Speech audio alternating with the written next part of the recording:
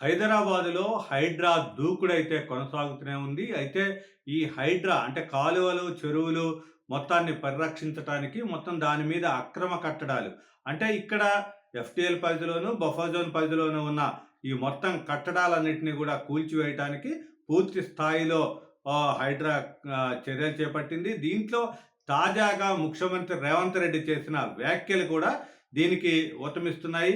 ఎక్కడా గూడా తగ్గే పరిస్థితి అయితే లేదు. ఎంఐఎం గాని, ఓల్డ్ సిటీ గాని ఎవరైనా సరే దాన్ని చెరువులని ఆక్రమించి కట్టినట్లయితే బఫర్ జోన్‌లోకి వచ్చినట్లయితే నిబంధనలకు అనుగుణంగా పడగొడతాము అనేదైతే ముఖ్యమంత్రి కే రేవంత్ రెడ్డి అయితే స్పష్టం చేశారు.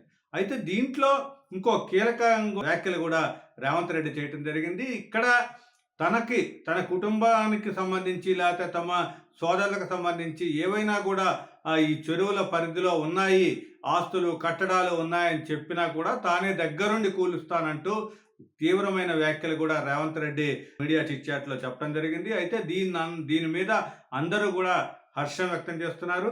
ఇప్పటి వరకు కూడా ఓల్డ్ సిటీలో ఎంఐఎం నేతల కాలేజీల విషయంలో ఏం చేస్తారు రేవంత్ రెడ్డి అన్న అనుమానాలు కూడా ఇప్పుడు పటాపంచలయ్యాయి. హైడ్రా కమిషనర్ కూడా వాటికి అంటే ఇప్పుడు ఫాతిమా కాలేజీకి, తరువాత మిగతా ఓవైసీకి సంబంధించిన కాలేజీలు వీటన్నిటికి కూడా అంటే చెరువుల్లో అక్రమ కట్టడాలు ఏవైతే ఉన్నాయో చెరువుల్ని ఆక్రమించి కట్టిన వాటికి పూర్తి స్థాయిలో నోటీసులు ఇప్పటికే జారీ చేయడం జరిగింది. దాంతో పాటుగా తాజాగా మల్లారెడ్డి అల్లుడు మర్రి రాజశేఖర్ రెడ్డి కాలేజీలకు కూడా నోటీసులు హైడ్రా కమిషనర్ నోటీసులు జారీ చేయడం జరిగింది.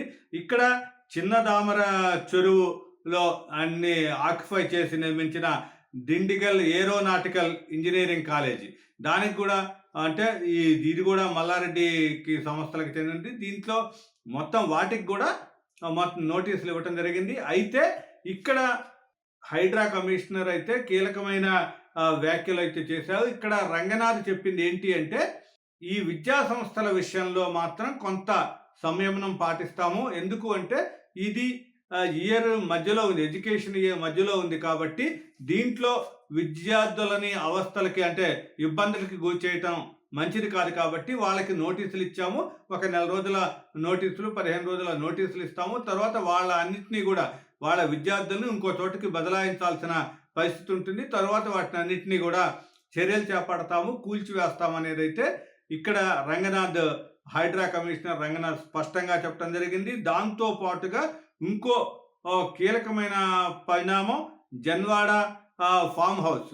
ఈ జన్వాడ ఫామ్ హౌస్ కేటీఆర్కి సంబంధించినది అనేదైతే అందరూ కూడా చెప్తున్నది. అయితే కేటీఆర్ అయితే తన స్నేహితుడికి అది నిబంధనలకి తన స్నేహితుడి నుంచి నేను రెంట్‌కి తీసుకున్నాను అని చెప్తున్నారు. కానీ దాని మీద కూడా రెవెన్యూ అధికారులు తరువాత ఈ హైడ్రా అధికారులు అంతా కూడా సర్వే నిర్వహించడం జరిగింది. దాంట్లో ఈ ప్రహరీ గోడ ఇదంతా కూడా బఫర్ జోన్ పరిధిలోకి వస్తుంది అనేదైతే ఇప్పటికే తేల్చారు. దాని మీద కూడా పూర్తి స్థాయిలో చర్యలు చేపడతాము. అయితే హైడ్రా తీసుకునే యాక్షన్ ప్లాన్‌లో ఎవరికి కూడా నోటీసులు ఇవ్వాల్సిన పని లేదు. దానికి ఆ హైడ్రాకి అంటే నిబంధనలకి అనుగుణంగా ఉంటే ఓకే, లేదు ఆ నిబంధనలకు విరుద్ధంగా బఫర్ జోన్లోను చెరువులను ఆక్రమించి కట్టారు అంటే దాన్ని కూల్చివేయటానికి మాకు అధికారం ఉంది అనేదైతే హైడ్రా కమిషనర్ రంగనాథ్ స్పష్టంగా చెప్పడం జరిగింది. దీంతో ఈ మొత్తం హైడ్రా ఉంటుందా, హైడ్రా యొక్క అడావుడి కొన్నాళ్ళకే పరిమితమా, రాజకీయ నాయకులకే పరిమితం అవుతుందా, లేకపోతే కాంగ్రెస్ నేతలకు కూడా అధికార పక్ష నేతలకు కూడా వర్తిస్తుందా, ఇదన్నీ అనుమానాల మధ్య మొత్తం కూడా సీఎం రేవంత్ రెడ్డి కూడా ఇది మొత్తం కూడా హైడ్రా అనేది హైదరాబాద్ పరిధి మటుకే, మిగతా దానికి సంబంధం లేదు, హైదరాబాద్ పరిధి మటుకే హైడ్రా పనిచేస్తుంది ఇప్పటి మటుకు. అయితే ఇక్కడ అధికార పక్షము, ప్రతిపక్షము, మిగతా వాళ్ళు మిత్రపక్షము అనే భేదం అయితే లేదు అనేదైతే రేవంత్ రెడ్డి అయితే స్పష్టంగా చెప్పడం జరిగింది. దీంతో హైడ్రా ఇక దూకుడు కూడా పెంచే అవకాశం కనిపిస్తుంది. ముఖ్యంగా ఎక్కువ విద్యా సంస్థలు అంటే మల్లారెడ్డికి సంబంధించిన విద్యా సంస్థలు కానీ లేకపోతే అసదుద్దీన్ ఓవైసీకి వీళ్ళకి సంబంధించిన విద్యా సంస్థలు కానీ ఇవన్నీ కూడా మొత్తం కూడా చెరువుల్ని ఆక్యుపై చేసి కట్టారు కాబట్టి వాటి విషయంలో మాత్రం కొంత సమయం పాటించే అవకాశం ఉంటుంది. వాటికి కూడా ఆల్రెడీ నోటీసులు జారీ చేయడం జరిగింది.